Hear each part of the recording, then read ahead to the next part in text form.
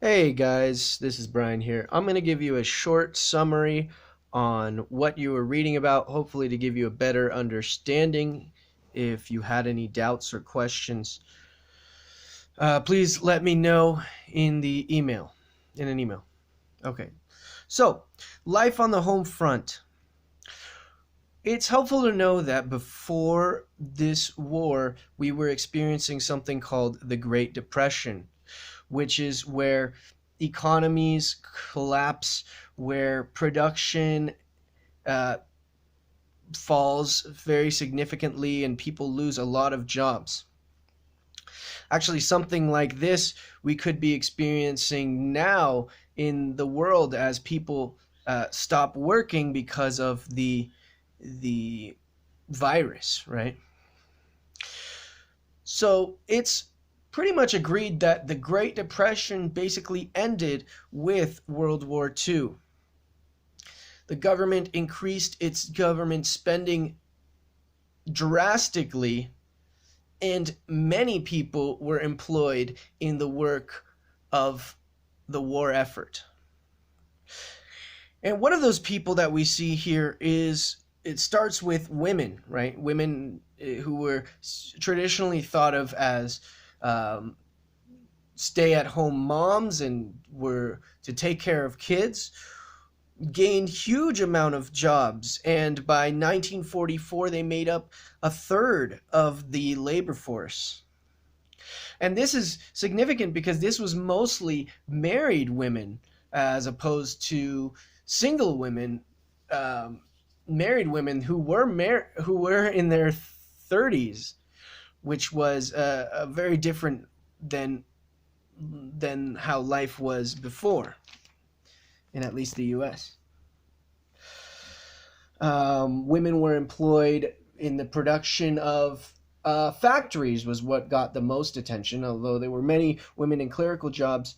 Factories sort of, which was mostly reserved for men, saw the greatest influx of women workers, and with the idea, as you can see here, where Rosie the Riveter says, "We can do it."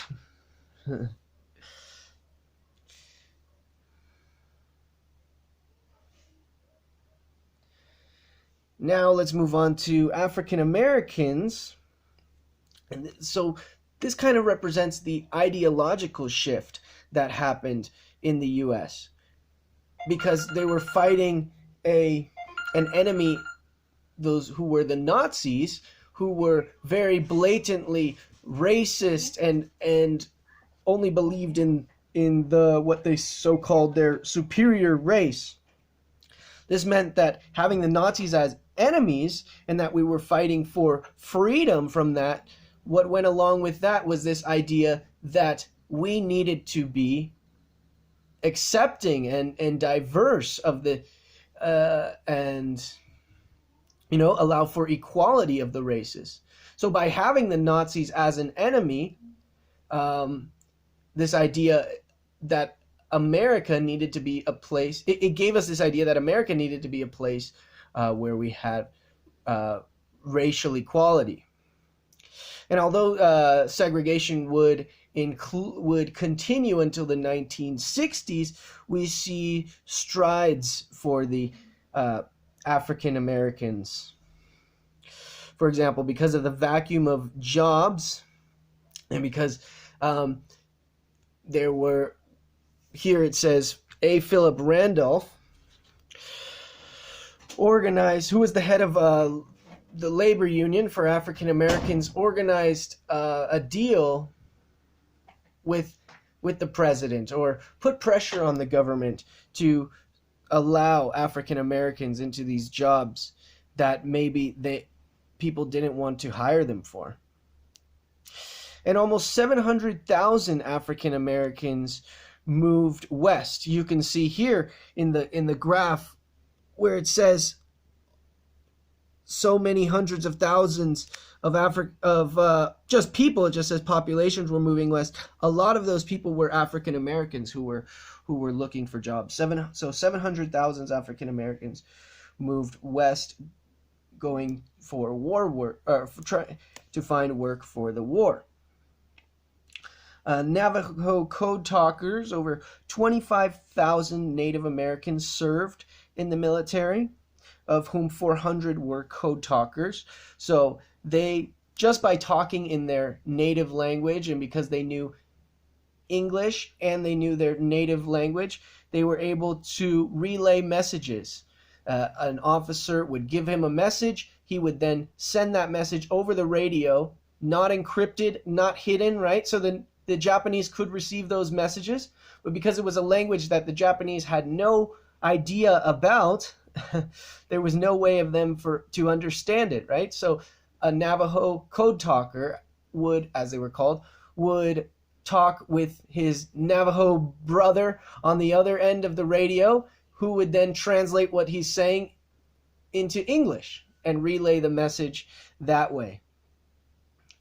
And it was a great way to have deciphered messages over the radio, so you could be in battle telling your troops' position, and the Japanese would easily be able to intercept it, but would have no way of understanding what it's saying.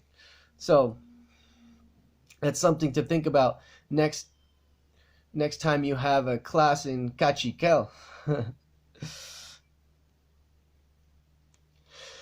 All right. So here, when we're looking at the reading check, how did mobilizing the economy help end the Depression? I think I went over that in the beginning. The government spending made a huge number of jobs necessary. Also, considering that 16 million Americans, by far mostly men, joined the American Army, so that left 16 million new job openings in the country. So we have an increase, a sharp increase in jobs, especially manufacturing, productions of tanks, airplanes, and ships. And you have the 16 million who were employed by the government, taking them out of the civil workforce, meaning there was an increase in jobs and a large vacuum of workers. So this pretty much ended the Depression of the U.S., and we can see, and it's also known here that this is when the United States kind of steps up as a global economy, and you have things like it replaces the pound as the dollar replaces the pound as the international currency of trade after the war. If you look at the graph, you can see a high influx of people moving west. So opposed against popular theory, Los Angeles, you can see, was not actually made by Hollywood, but was made by World War II, going from a small town increasing to a major city in just several years, right? In just 10 years. And this is largely a reason of why Los Angeles is a large industrial center today. To give you an idea of the amount of industry that the U.S.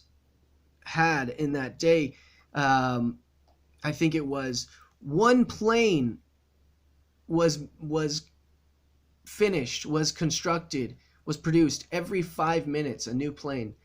And a new ship was produced every day.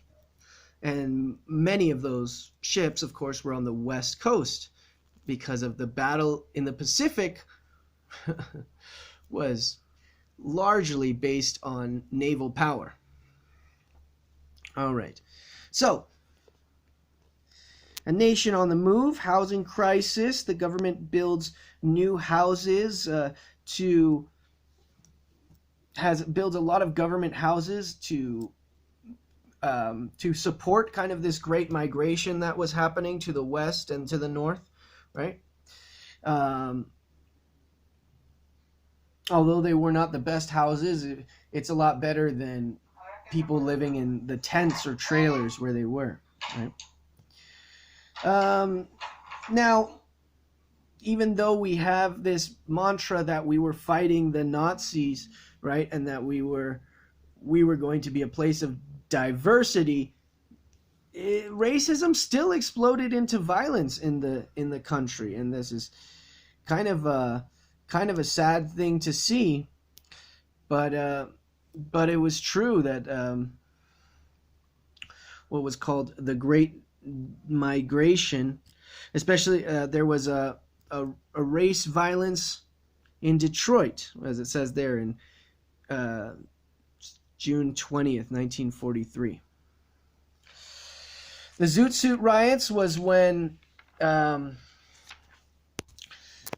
Mexican American teenagers were actually attacked by U.S. officers because they were thought to have been attacked. Let's see. But because it was thought that they had attacked several sailors, right? And the Japanese American relocation. So this was Executive Order 9066. Probably the biggest tragedy that happened in the home front was that over 100,000 Japanese Americans, over 2/3 of which were citizens, were moved into camps where they were watched by guards. And this was kind of because, of course, the Japanese was an enemy, so it created suspicion that they might be spies. But it's kind of an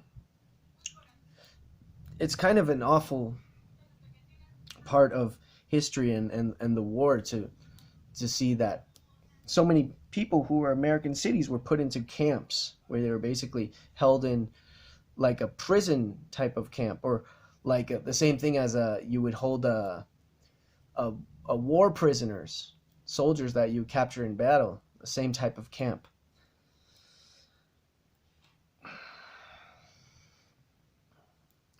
So now we move on to daily life in America. So as wars mostly do, they increase the power of the federal government. This one was no different, and we see something that is very different from the capitalism and that the U.S. always proclaims to have.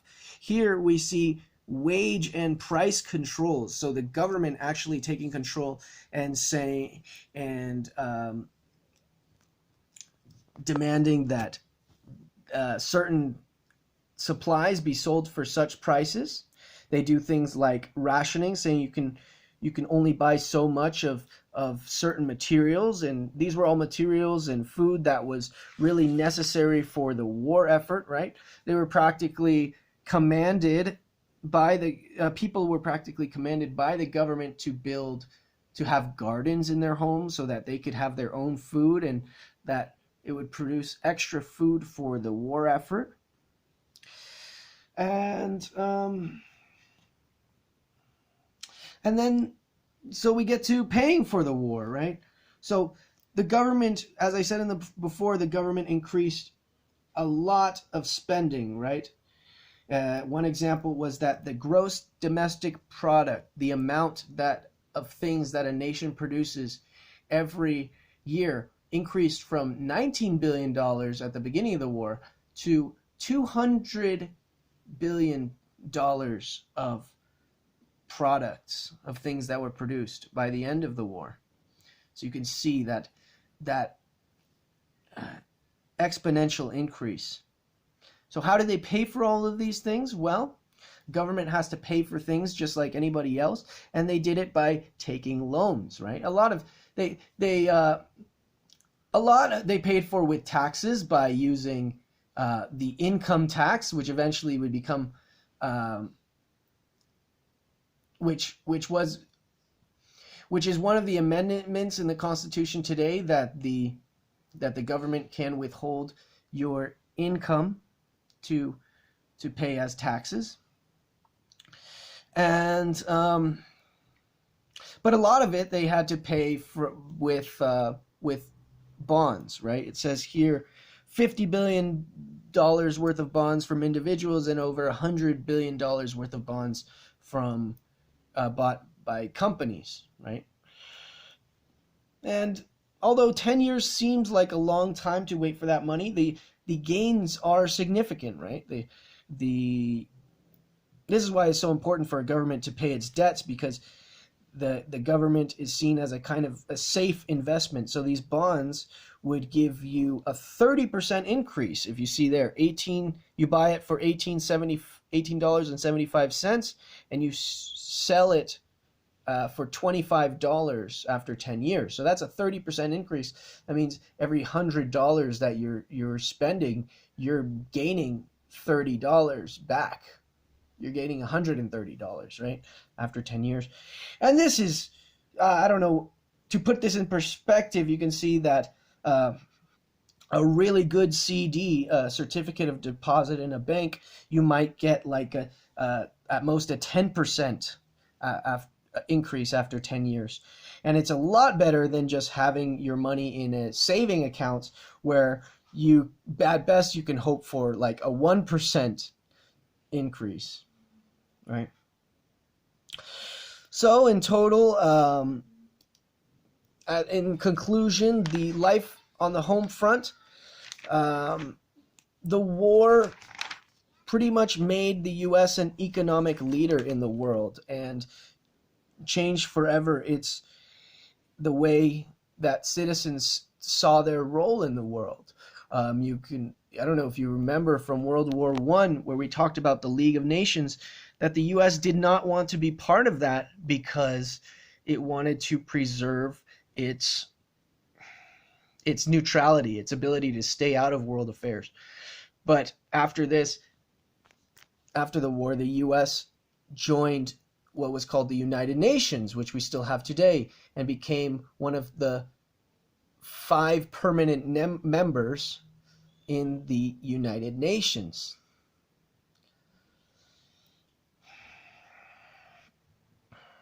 And that's it.